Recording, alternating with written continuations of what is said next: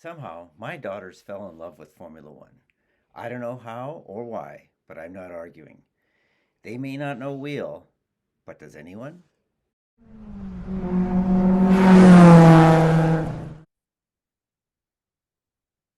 Hi, and welcome to We Don't Know Wheel F1. I'm Anne. And I'm Grace. We're two sisters who fell in love with Formula One and decided to make a podcast to force all our friends and family into listening to us talk about Formula One. And we just had the Monaco Grand Prix, baby. Yeah, which we did have an unexpectedly long break before the Monaco Grand Prix, which it was a bummer that there wasn't racing in Imola last week because Grace and I were actually in the same city when a Formula One race was supposed to be happening for the first time that might have been the first time since we started truly becoming obsessed with Formula One that was going to be the case. And then, of course, all of that terrible flooding, which Yeah. I will say, I feel like Formula One and all the teams did had the best possible response they could have in a terrible situation, and I hope the cleanup efforts are going well. And yeah. Yeah.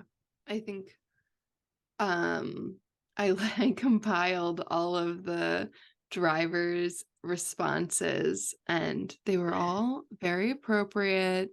Yeah. And then I think everyone's favorite was Yuki out in the streets, like actually helping with cleanup, which was pretty great. And then, of course, on Twitter, that evolved into Lewis Hamilton was at some fancy gala last night. Why was he not helping with cleanup? You're just like, Yuki actually lives there. Of course, Yeah. he'd be helping with cleanup. The other drivers who don't live there that weren't in Imola yet should not be going there. No, they should because they not don't go need more there. people there. I mean, even Yuki looked very helpless. So I mean, I think the extent of what I saw was a picture of like him holding a broom. I'm sure he was doing what he could to help. But yeah, I agree. So yeah, so we had a longer break than we anticipated, but I'm glad F1 called it. Well, obviously it was impossible for that race to go on. Yeah. But yeah, and it was very few. Like there were like a few people, I guess, I don't know who these people were, who were like, they should have held the race. What about tourism? And it's like, there's literally nowhere to stay. Like people are being evacuated from the region. What are you talking about? Yeah.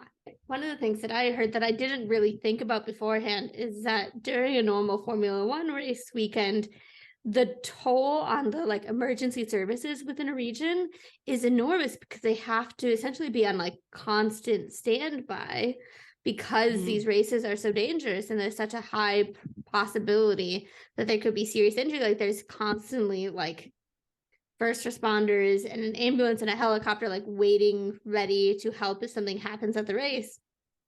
And in the entire region of Emilia Romagna during that week, like emergency services should have been doing nothing except for helping people who actually needed help, not trying to like help out a Formula One race. No. That should be the last of their priorities. Definitely the right call. Yeah. And you know, bummer to fans and drivers and everyone, but 100% the right call. Glad it got canceled for that reason. Yeah, and then we didn't have we just got to hang out together and look at art. Fun. And now we're back at it. Monaco Grand Prix happened same day as the Indy 500. I think that's kind of a tradition, is that they happen on the same day. Is that true? Ask Dad. Is that why Fernando needed to take a leave? I'm going to look this up while we talk about this. Fernando was like, I'm actually taking 2 years off to try and do the Indy 500. Was his try at the Indy 500 after he left McLaren in 2019 or 2018? And then before he came back with Alpine? How would you ever complete the Triple Crown if they're always on the same weekend? Well, you don't do it in the same year. I don't know. I'm just saying, like, That seems pretty tricky. Okay, it looks like the Monaco Grand Prix moves around a bit more. Yeah, I know Indy is almost always like the last weekend in May, Memorial Day weekend. It's usually, yeah. That's the internet's telling me. But yeah, two of the biggest races of the year in one weekend. Okay, let's see. What, Grace? I want to see when Fernando tried to compete in the Indy 500. Oh, yeah. Okay, let's talk quickly about the Indy 500. Joseph Newgarden won. Spoilers. The milk thing that they do in IndyCar is disgusting. I think it's only an Indy 500 thing. You don't see it at other podium celebrations throughout the year. I think it's just an Indy 500 thing, and I do not understand it. Like, it just, like, it looks gross, and watching it, you can just, like, imagine how gross you would feel afterwards. I don't get it, but it's a whole thing. And I even saw this thing online where it was like a list of each driver's like milk preferences for the Indy 500. I saw that. Did you send it to the group? They're Baby? all like whole. It wasn't me. Yeah. Except Roman Grosjean with skim milk. Okay. It sounds like Fernando has even talked about this issue in the past. Really? Yeah. Okay. McLaren gave him a special pass in 2017 to go to the Indy 500. But when he got his deal with Renault, they said no. So McLaren, and I think like, he did it in him... 2017 and 2019. Is okay. and I think the 2019 would have 2020. been between his time at McLaren and Alpine. Yeah. Wow. They just let him. He must have had to miss at least one race to do that. Well, I think there are some years where they haven't been like in alignment. But it's 2 weekends because qualifying is the weekend before. So then it's actually in his benefit to not qualify. Did he qualify either time? Because I know there definitely was a time where he didn't. Okay, let's find out. He did it in 2017. Okay, this is not easy research to do, people. IndyCar.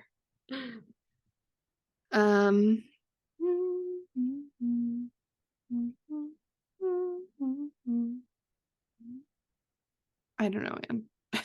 It's even his Wikipedia is not making this easy to read. Okay. 2017, he raced with McLaren Honda. And he did the rookie orientation. Advanced to the Fast 9 shootout in qualifying. So he was in the race. And he classified 24th. At the end of the race. He ended up in 24th, I think is what that would mean. Okay. So then in 2019, he did it again with McLaren. I don't think he even qualified to get in the race. I love that you're already telling me the answer.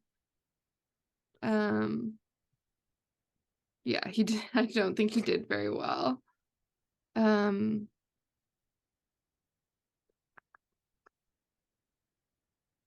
Yeah. And then 2020, and he did it with Arrow McLaren. He had planned to do it with Andretti, and the deal fell through. He qualified 26th, and he finished the race. He ran 15th halfway through the race, and he ended up P21. Okay. It seems like it is a different skill for drivers to have to be good on an oval. Yeah. For sure. Did you watch the Indy 500? No. Okay, me either. I know there was a big crash. Yes. Did you see the video I sent you with the like wheel flying over the like wild safety fencing around the track? out into the parking. I saw a picture of like somebody's car that the wheel had fallen onto. Okay, I didn't see that. Yeah. But even more importantly, did you see when Joseph Newgarden won, they poured milk on his head into the car? Like, who's cleaning that? I don't know, and I'm just happy it's not me. I hate it. It's disgusting. I don't want to yuck a yum, but no, I don't like it. At least champagne is like just sticky, but milk will go bad. It's gonna smell. It's gonna smell. Why would you do that? Okay. It's really gonna smell. So let's move on from our IndyCar hype here. On to the Monaco Grand Prix. Which was a surprisingly good Monaco Grand Prix. I always like the Monaco Grand Prix. Like, it's just a different type of race. Like, yes, there's not going to be as much overtaking, but what does happen will be unexpected. Yeah, for sure. I mean, Estie-bestie on the podium. Who would have expected that? No, although I would not say he was doing the best drive of the day. No. Like, he was doing a good drive. He was defending well from Sainz first, and then Hamilton. And then Hamilton. Yes, and definitely. And I mean, he has to get credit. Like, he got that qualifying time to put him in their position, and he kept that spot. Like, he had a great weekend. Yes. Qualifying was actually, like, I thought so good. And like we've already talked about, qualifying this season has been spicy, hot, like delicious. Q1 was insane to see so many people trading fastest times. It was so fun to watch. Yeah. I was so ready for Alonso to be on pole. See, and then Max at the last second, just whoom. I was like, what is happening? So Mom and Dad came to help me work on some stuff in the yard this weekend, and they got to the house when Q2 had just finished and Q3 was about to start, and I knew I would be given a lot of crap by them if I didn't come out to like help them like bring tools in from the car, and like we started planning what we were gonna do, and so I did not get to watch in real time Q3, and so I just looked it up, and so I knew that it was Max, Alonso, Ocon, and so a little bit of the like Max actually got the lap was lost for me. I watched that real time. I had my phone on because I was on call until like 6:30 in the morning, and it started at 7:30 here, but I ended up working late and my phone ringer was still on, and so the little like alert from the F1 like came through, and I was like, oh, I gotta go home, I gotta go watch qualifying. I gotta get home, I gotta watch qualifying. Speaking of funny times in terms of like when we were watching stuff, seeing your 45-minute delayed reaction to everything happening in the race was so much fun. It was the day after a night shift. I wasn't gonna get up at 6:30 just for kicks. Or it's all good, but it was just very entertaining for us to see your texts coming through of like, oh, that's where she is right now. It was great fun. It was very exciting. Yeah, but so I thought qualifying, especially watching it live, I was like, oh my gosh. And then the fact that Max is able to like it was just sector 3 where he made up all that time. How? And you're just like, how? His car is too fast. I mean, when you win Monaco by 24 seconds, yeah. It was wild. I saw something talking about how like Fernando would have had a little bit more of a shot if he would have put on inters instead of going to new hards. That was a real misstep. Yes. Well, so I think Fernando switched to mediums because he had been on the hards for a long time. Okay. But because I mean, it was hard to like when everybody is switching. No. I'm pretty and there was all sorts of chaos. Okay. it was hard to like continue to watch the gaps between people as like different people were coming into the pits. But Well, he had to change the tires gap- a second time. yes, but still the gap between Max and Alonso had been like at least 10 seconds, and it came down It was significantly. 10. And Yeah. so then if Fernando hadn't had to take that second pit stop, I think Max is really struggling at points like right before he switched inters and right after he switched inters. And so that would have been Fernando's opportunity, and it's a bummer it didn't work. Yeah. And then Checo just, Ugh. yeah, very unlucky. He had the pace the whole weekend. He was just making bad mistakes that it felt like he was like trying too hard. Like he was trying too hard in qualifying when he crashed. He wants it too much. Trying too hard when he crashed into K-Mag and then had to pit again. And after that, like Red Bull was basically just using him as like a tire guinea pig, which fair play. Like there's no reason not to at that point. But I mean, I think all of them are in some sense doing that because there were quite a few crashes throughout the weekend, right? Like Lewis crashed, Carlos crashed, Checo crashed. That's just naming a few. I know there were more.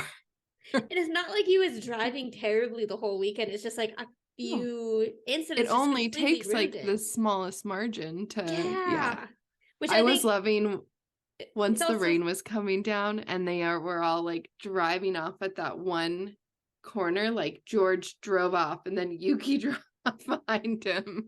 And it was right by where you come out of the pits.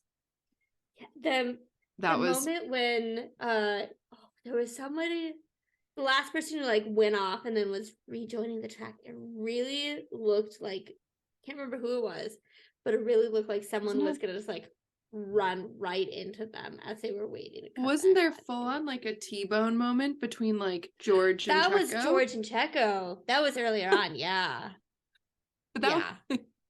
Which, for the record, that one was on George. That was on George. Was the one who was coming back onto the track. Which is why George got that 5-second penalty, which it was fascinating to listen to George's radio messages to Mercedes of like, let me pass Lewis and I won't get more than 5 seconds ahead. So I've been seeing some chatter on the internet about like George is trying to like manage the race from the car and do we like that or not? And I saw someone be like, do that.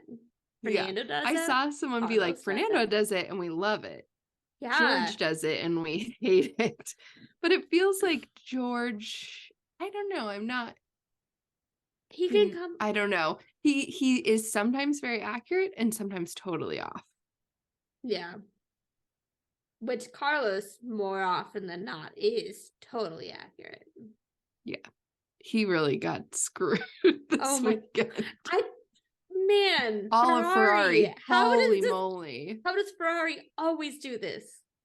I do not understand. So Charles gets was it a 3-place grid penalty in qualifying for impeding Lando Norris in the tunnel. Because his team did not tell him. Which I know that people are upset about that, but I'm like, it also like, if you're going to, like, I don't think you can get out of it by being like, well, his team didn't tell him. Like, the point is to enforce the rule to tell teams, like, you really need to be doing these things because it needs to be fair for everyone. Mm-hmm. So on the one hand, I feel horrible for Charles. I also feel really bad for his race engineer. There was literally a petition to get him fired. And it's just like, that's not right either. No. Well, and his race engineer is just doing what the team tells him to do. Mm-hmm. His race engineer is not the one making decisions. I mean, isn't it his race engineer's job to know what's happening on the track? But he's not the one who's sitting there watching like where every car is. You don't think so? I think he has a whole thing in front of him. But there's like 6 other people who are also sitting right next to him doing the same thing who should be talking to his race engineer saying, this is a situation we need to tell Charles this. Because the race engineer is just supposed to be the one communicating from the team. Okay, well, somewhere along the lines, something was dropped.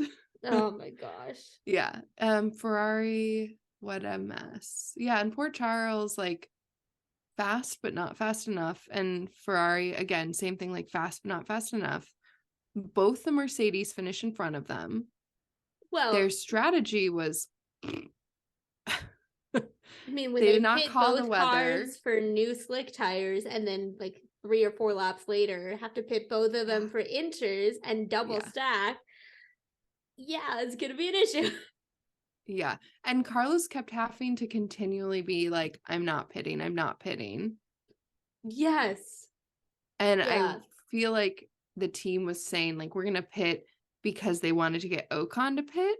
But it was still like, obviously, that was not a communicated strategy because Carlos kept being like, no, no, over the radio. So, And like, also the way that Ferrari was trying to like call a bluff on Alpine they did a by very saying that they poor job of it. Yes, Carlos had hards on. Why was he going to stop on like lap 20? No, it doesn't make any sense either. He had to 0 go sense. the rest of the race. Yeah. Yeah, I mean, crazy. Yeah. Yeah. How are you gonna call that bluff when Checo literally pitted on the first lap, planning to go the entire race on one set of hards? Yeah, and like could have if the rain hadn't come, yeah. I think. Yeah. Yeah. I mean, if Max went 50 laps on mediums, of course he can go the entire race on hards. Yeah. It seemed like the tire strategy was the hot thing, and I don't really feel like any of the teams did a fabulous job with tire strategy. Like, no. It was all kind of meh. Well, and I mean, with Monaco, it's kind of impossible to get a tire strategy that's going to give you a huge advantage over other teams. I felt like they were all just waiting for a yellow flag that never came. Yeah. I mean, the people who really actually benefited from strategy to some degree were the teams that just didn't pit until the rain came. Mm-hmm. Which was Max. But didn't Esteban, did he pit for slicks before? You literally just rewatched this today. I watched it live. I watched it 40 minutes behind. Well, I know that Fernando like pitted for slicks and then pitted for inters, which Lance Stroll, his teammate, had pitted for inters. Was one of the first people to pit for inters before Fernando did. Which, I mean, to be fair, off the track, Martin, they may have been thinking that like Lance doesn't need the inters right now and he's going slower because of them, so maybe we shouldn't put Fernando on inters. I don't know. I was thinking like that they would have put Lance on inters because they were trying to get Fernando the win, and so they were like, we'll use Lance to determine when we should put the inters on. But then it seemed like that didn't well, and then Lance crashed and that wasn't a very useful strategy. Yeah. What is Lance's beef with Monaco?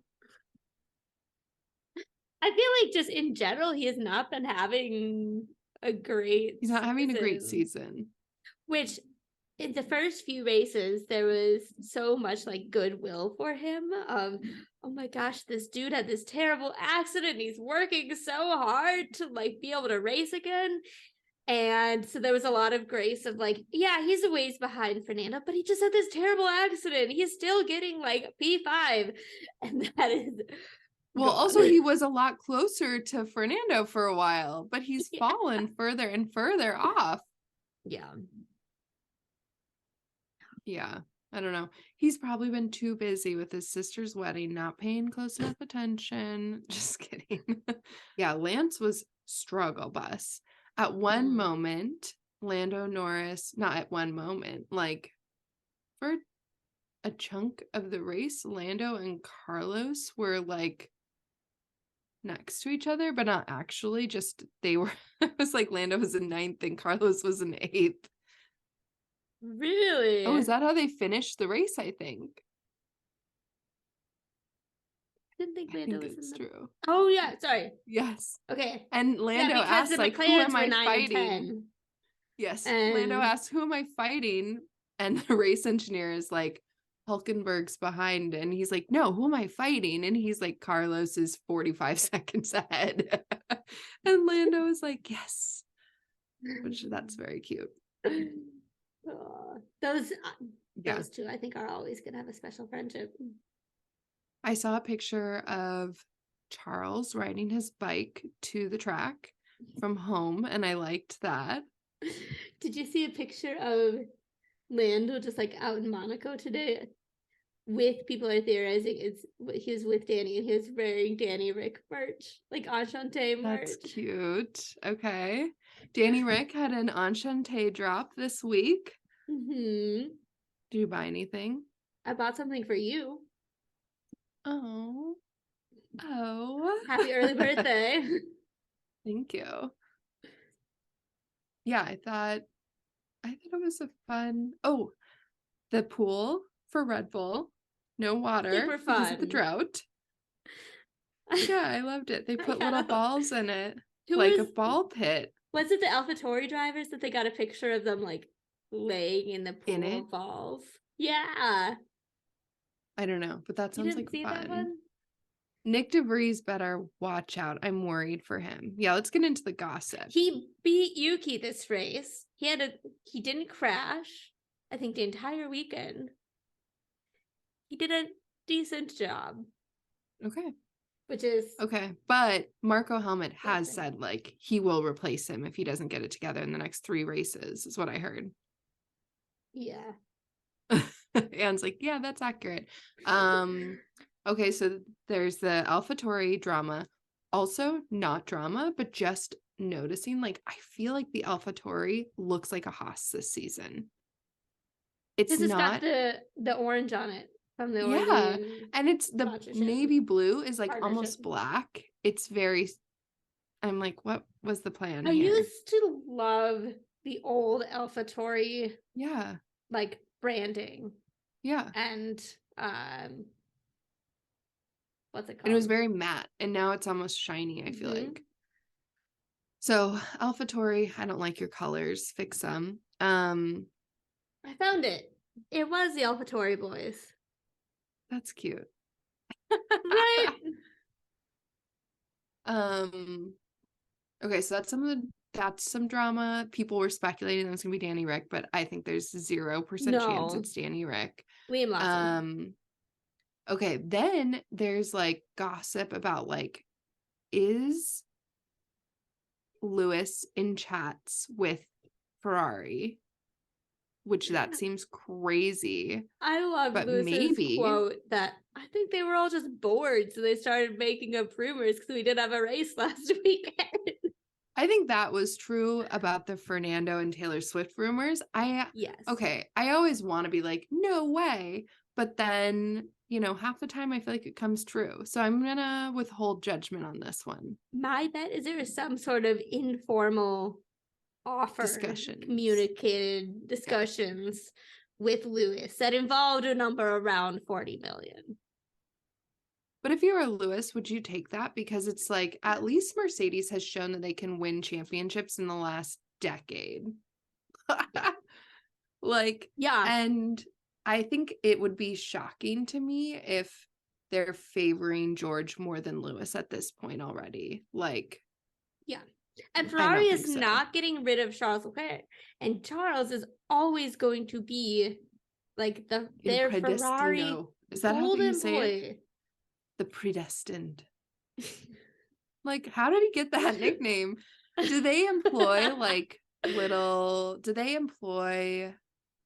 oracles or something at Ferrari to tell them who they should be hiring next? I have no idea. Yeah, and I will say I loved I know there were some differing opinions on Charles Monaco specific merch. Oh yeah, I liked it, but I really liked his race suit. I thought that was I liked his race suit. It was didn't understand why they both weren't wearing them. I felt like they should both wear them, but maybe he's Monaco's baby boy. Did you see next week Carlos is gonna have all sorts of Spain specific stuff? So I'm guessing they like let them each do that for their home race, which is very cute. Yeah. I liked it. I liked it. It definitely reminded me of his Sauber days. Yeah. And then there's like drama over at Alpine, which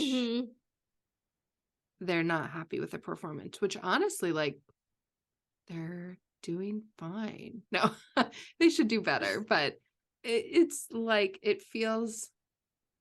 What do you think the issue is, Anne? I was going to say, I think the issue is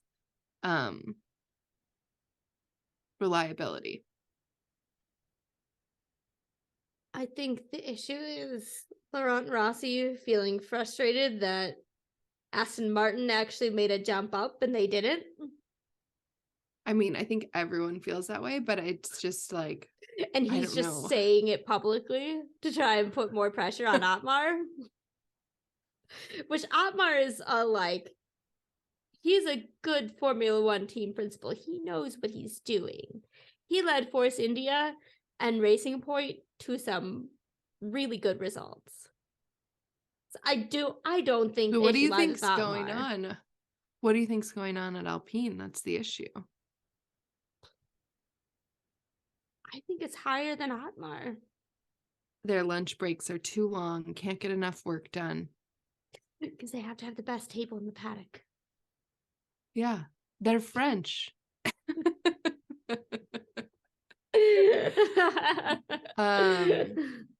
At least the drivers aren't fighting with each other.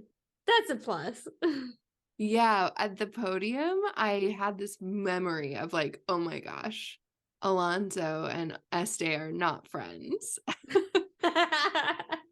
And Max and Estie are not friends. I forgot.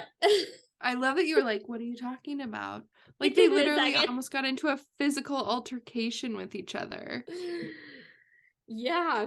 That is probably the most like dramatic actual fight between racers since Drive to Survive started. Yeah, I was gonna say not of all time, but certainly in the last 5 years. Yes. Yeah. What I was gonna say is that I feel like the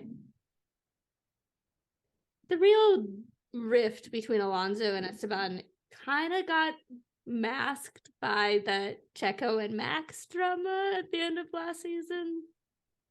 Okay, tell me what you think because I just thought they don't really like each other. Give me the dirt, Annie. I don't know. I felt like for the first year, they definitely seemed like they got along, and then just progressively got worse and worse. Next year, I don't know. I don't remember any particular incidents or comments or anything like that.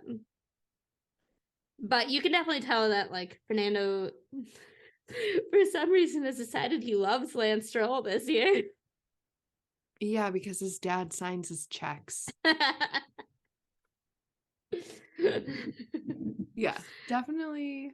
Maybe that's the key to making Fernando get along with any of his teammates is they have to be the son of the team owner. Yes. I was shocked there wasn't a little bit more chaos when the rain really came in. Like, yes, it looked very chaotic, and then at the end, a lot of it kind of like slotted back into where people had been. Yeah. With the exception poor Carlos. First crash of the rain. Oh, the Ferraris. Like, when Ferrari pitted and put Carlos on mediums, you could literally see the rain. Oh, it was raining on the TV. Yes. And yes. Like, what are they doing? What are we doing? I should have gone back and listened to that radio, but yeah, what a choice. Which I also feel like if it was a track that was not as insane as Monaco, it would be justifiable you could get away with to wait one or two more laps to figure out what you really need to do. But Monaco, like, the walls are right there. As soon as he was out, too, he was like, wait, I didn't even pass Esteban? Why did we do this? And they were like, well, we've held off Lewis. And I was like, what are we doing? The whole point of him starting on hards is that he goes as long as possible to try and do an overcut. Yeah, no, it's nutty. I never thought I would be one of these people who's like, what is wrong with Ferrari's strategy all the time? But here I am. Okay. I think people who have been Ferrari fans for a long time would say, welcome It's to the always club. Get ready for heartbreak. yeah, poor Charles too. Like just what a how does one person true have curse. so much He should terrible employ luck? someone to remove that curse. I'm surprised Ferrari's not including that in their budget. How would you break the curse, Grace? I don't know. So you're not putting I in a have resume? to think about this. Oh, I could put in a resume. I'll send him a letter. Yeah. Do you think there ever have been teams in the past that have employed like people who are like, I'll get rid of your curse? Do you think that the FIA has standards on that? I bet there have been drivers who've done that, but not teams. Okay. Yeah. I believe you. No. Yeah. Well, if a driver has, Charles should. Yeah. Like, it's just inconceivable how much terrible luck he has. It's well, and did you see his brother crashed this weekend too? Oh no, I didn't see that. Yeah, Oh, the poor Leclerc Arthur. family just cannot catch a break in Monaco, which is I think it's especially sad because you can see how much he loves Monaco. Yeah. It's sad. Let's talk a little bit about someone who's not really connected with Monaco at all, Logan Sargent. The man who got What passed by feeling? 4 people in a row. Yeah. What's going on? Hey, at least there was overtaking and made the race exciting. Yeah, stop, Anne. I think what's more interesting is there have been people saying that Toto Wolff is trying to get Mick Schumacher in at Williams to take I've heard Logan that as Sargent's well. spot. What do we feel about that, Anne? I think it'd be fun. I think Alex would be the right teammate for Mick, where he would like take him under his wing and help him learn, and like Alex has gone through a similar situation before. And Williams has actually been progressively getting better the last 3 seasons. Mm-hmm. So no, I agree with that.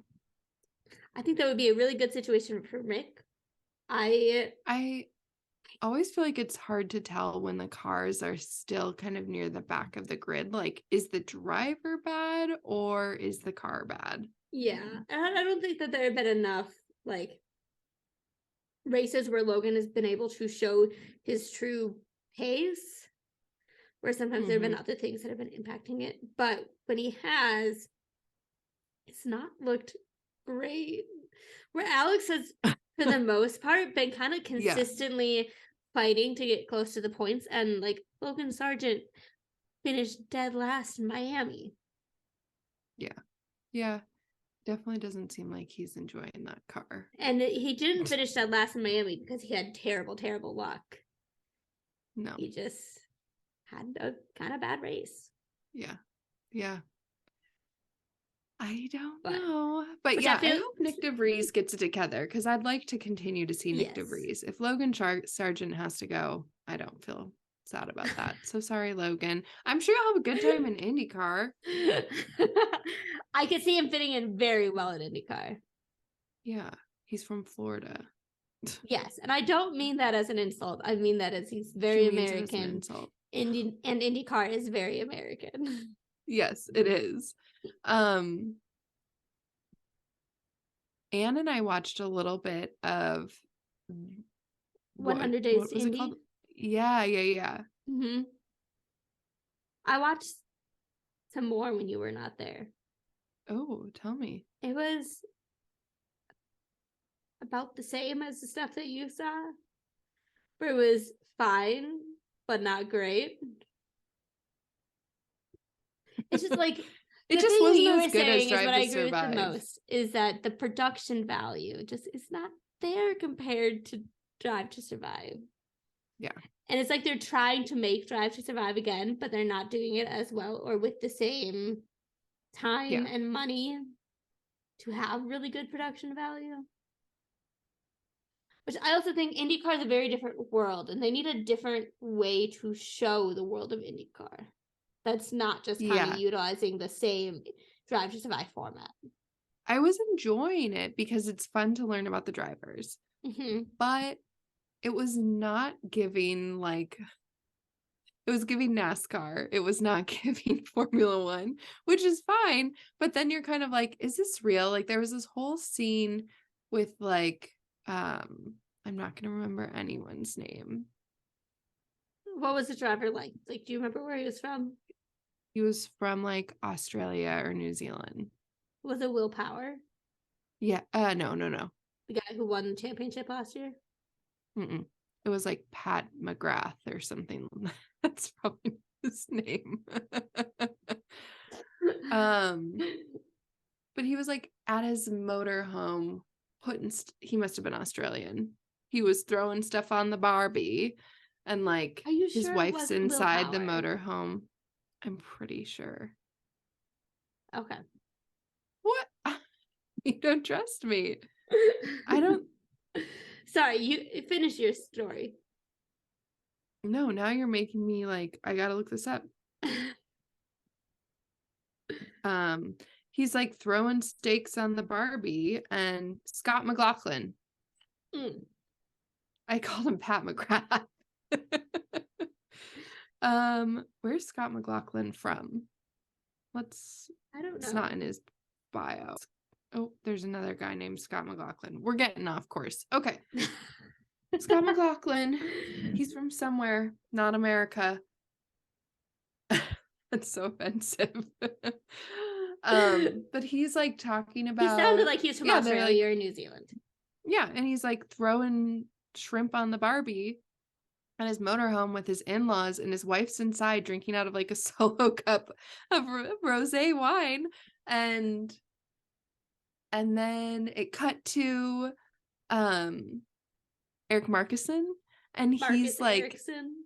Yeah, that's the dyslexia coming out. Marcus Erickson. Again, I feel like I'm like quite close on the name there. And he is at like a very fancy hotel with his like model wife, and they're eating like fresh berries and yogurt with granola. See, Marcus Erickson is continuing to live the Formula One lifestyle to which he became accustomed. It's just different, and then the camera work is very like shaky, but I will still watch more because I thought it was fun. I wish it was a little easier to watch, but whatever. Okay, you know what I forgot to prep for, but what? I'm going to be ready for. Woo, it's human rights time. Let's talk about human rights in Monaco. So, first of all, Mom thought that the dress the princess was wearing was maybe a statement on like support for the LGBTQ plus community. I don't know. I don't know either. But Mom liked it a lot. And then I was texting the group chat, and both you and Sarah were like, Mom, like, I thought it was fine. I'm looking that up right now. Oh, and they have like very, very strict crime laws. That's what it's actually. That's why people are actually like sus about it, which I think it's like, it's great if you're super rich because the laws are super. I've been seeing all these TikToks recently about living in Dubai and people being like, I never worry about anything because it's so safe here. And then people are like, yeah, because you get your hand cut off if you steal. What is going on Monaco, with your TikTok algorithm, Grace? I don't know, Anne.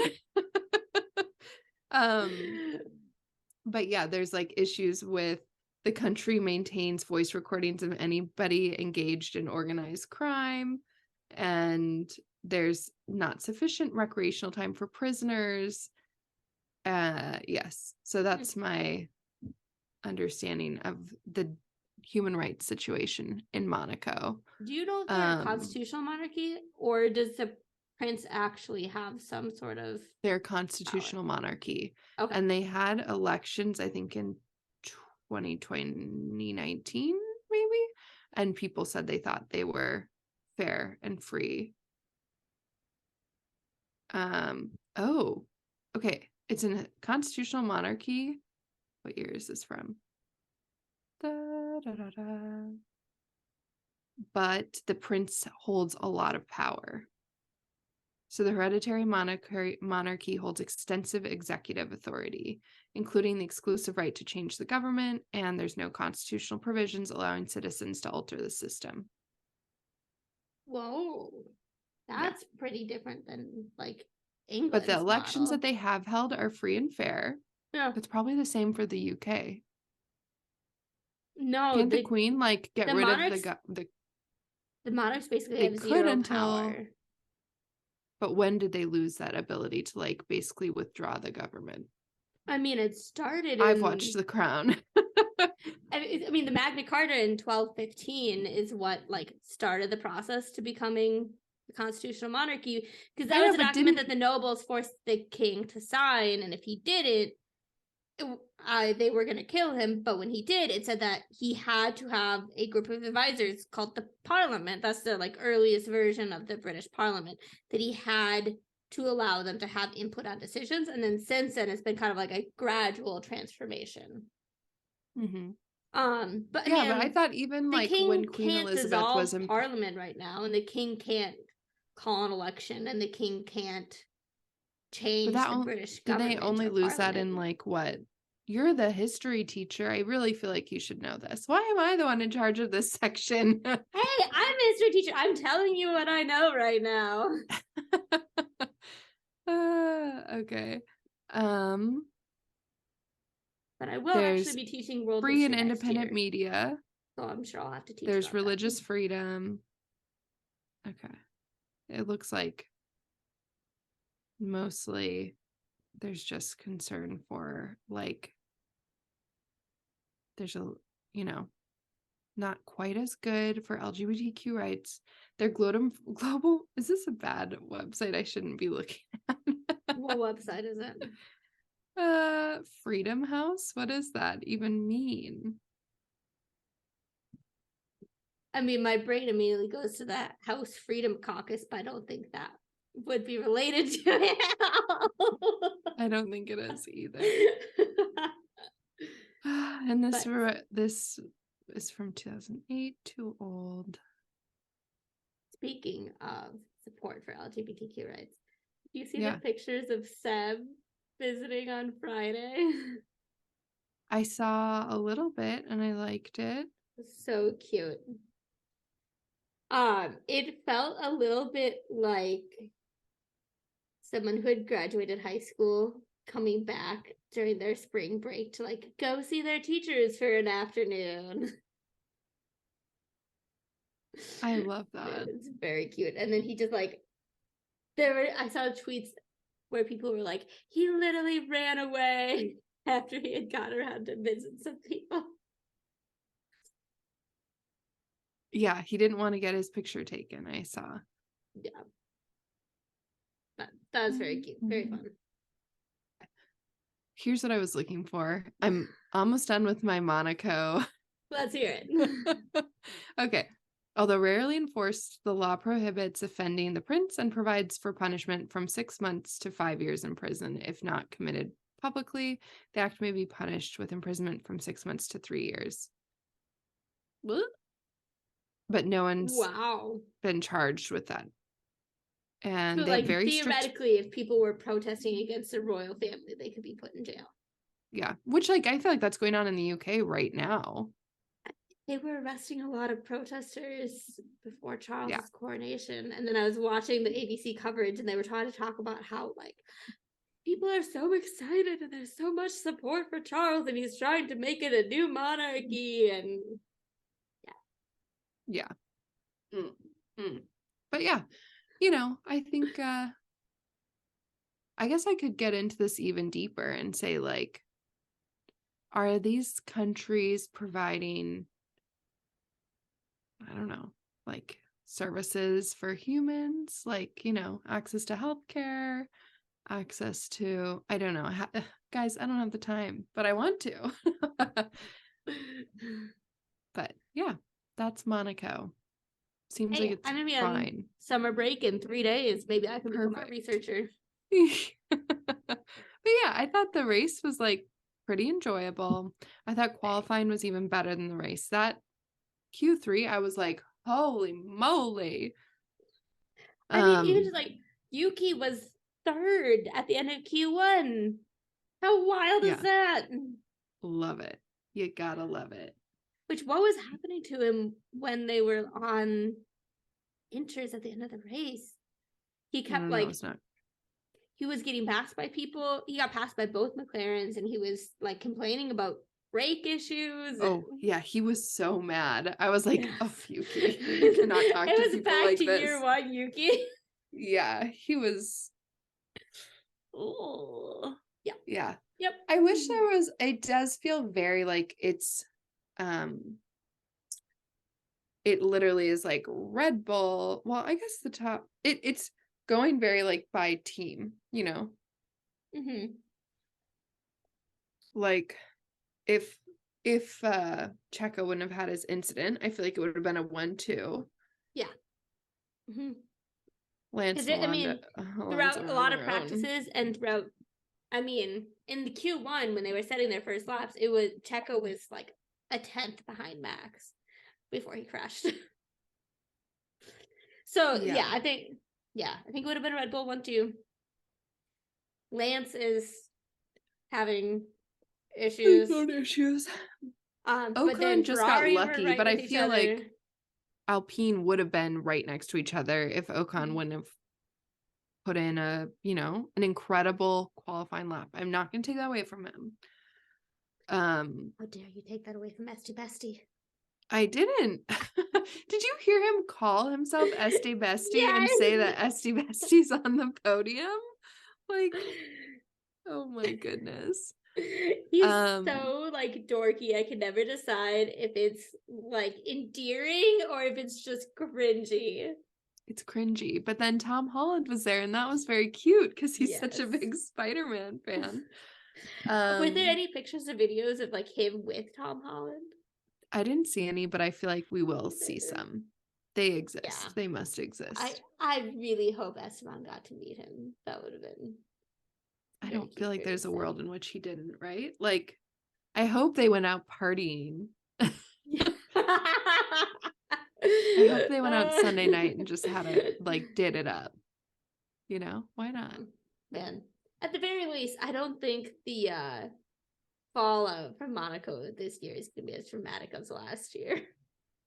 Because that was when Checo was so drunk. He's like falling off the yacht. And then people accused him of cheating. Yes, that he has been accused of crashing on purpose. Oh, and then the crash gate. They were all crashing this year. Just but man, it was fun to actually see a race in the rain. Where like I think quite often wet races, there's like there'll be a deluge and then they can't race for a while and then they only start racing once it's not raining anymore. So it's fun to actually see a wet rainy race, but they don't have to red flag it. That's pretty cool. Yeah. I think seeing them slide over the track, all over the track, was just funny. Carlos got so lucky so many times throughout this race. He was perfectly balancing luck and unluck. Like, you know?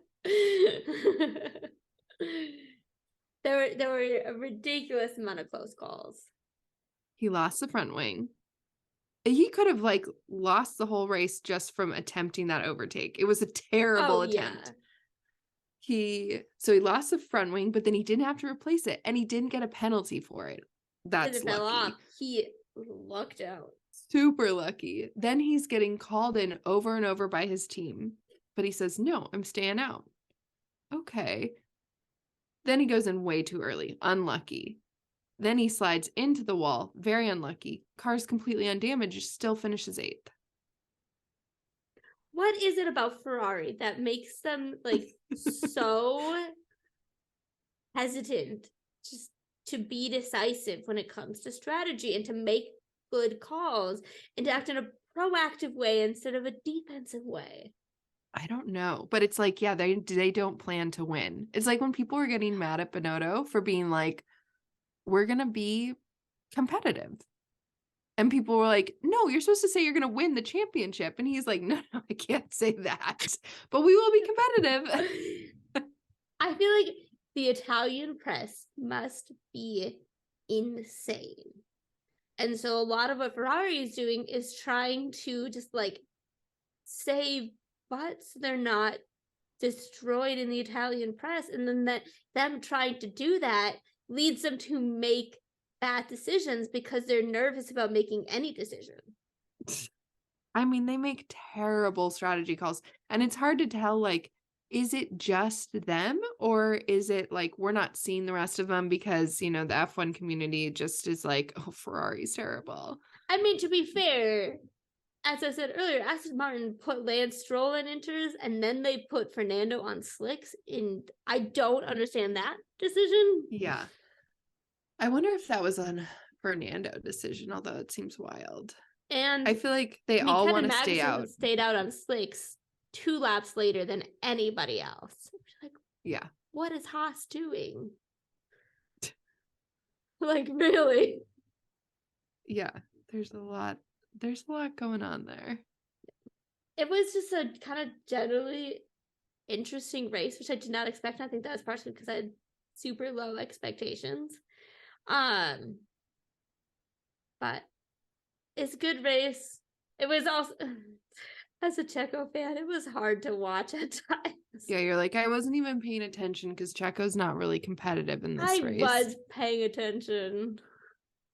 Oh, I liked that Lando Norris almost got to give Max the like blue light button that tells Max that he has to let Lando pass him because he was gonna unlap himself, I think.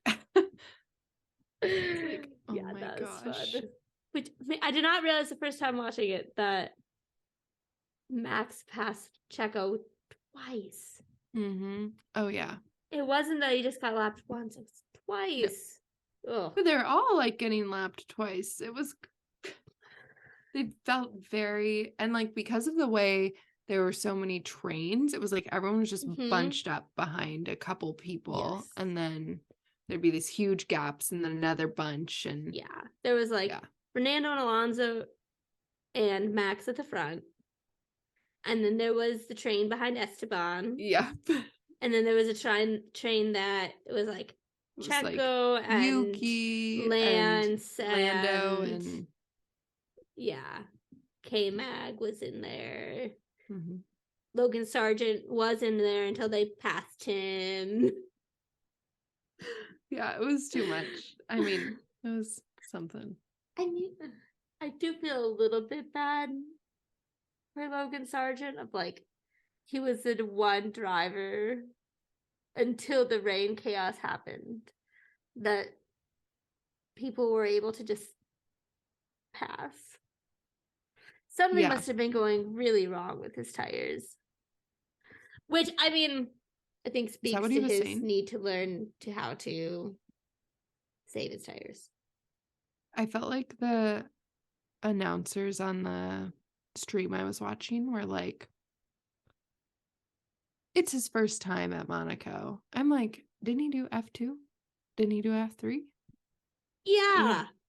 Like, come on. Don't they kart in Monaco? I mean, Nick DeVries has had the same experience at Monaco. Yeah. And Oscar Piastri, who got a point, had the same experience at Monaco. Like, Logan Sargent should not have been having that many issues. Yeah. I think that on further reflection, I can see how Oscar going to McLaren was not the worst choice. Like, I don't think there was any world in which he was getting the Alpine seat. No. In real life.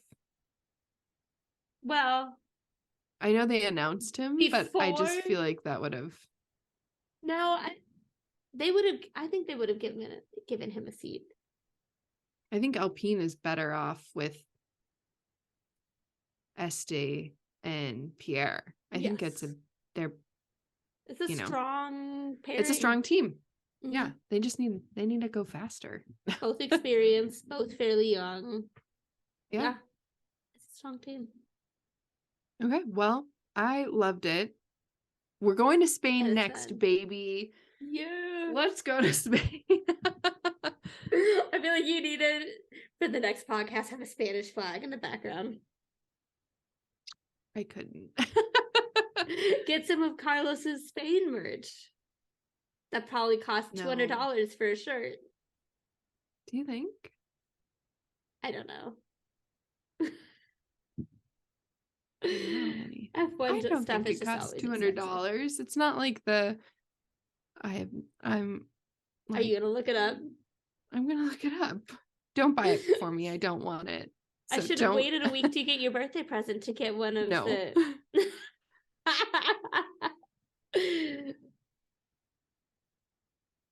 No, I'm gonna bet a shirt is $60. That feels right. You are correct. It's like, and his special hat? Oh, his special thing? Yeah, it's like $60. Take me to his store. Take me to his store.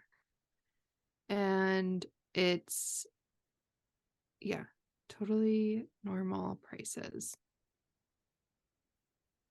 Here's his Spain merch. $65 for a little jersey and $47 for a hat. Or $54, and I don't understand. Oh, that was the kid's hat. $54 for an adult hat? Yeah. But I mean, I feel like that's just the cost of the Formula One merch. It's 40. This is a kid's hat too. I was going to say it's 47 for just a normal hat. But again, that's a kid's hat. So it's the exact same cost as like all of the other merch.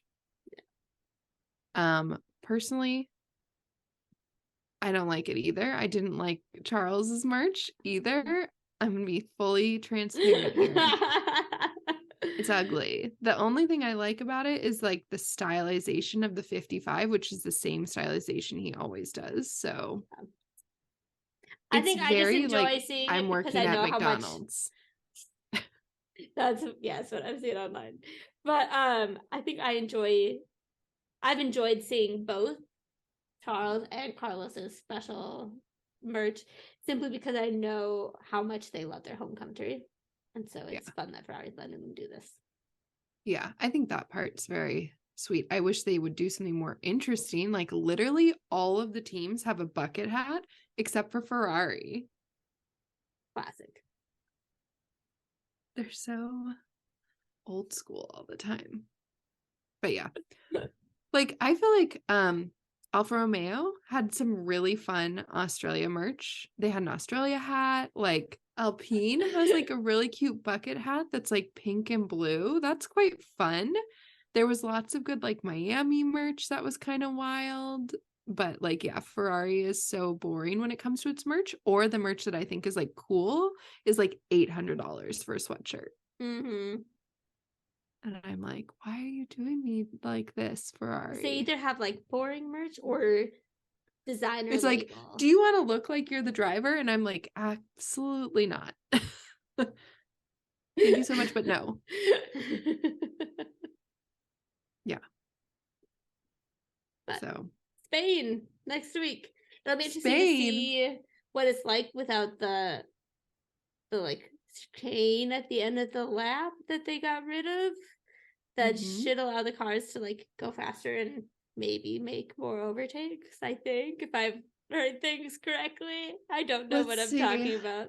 I feel like I've heard someone say that they think Spain can feel a little bit boring because all the teams test at that track.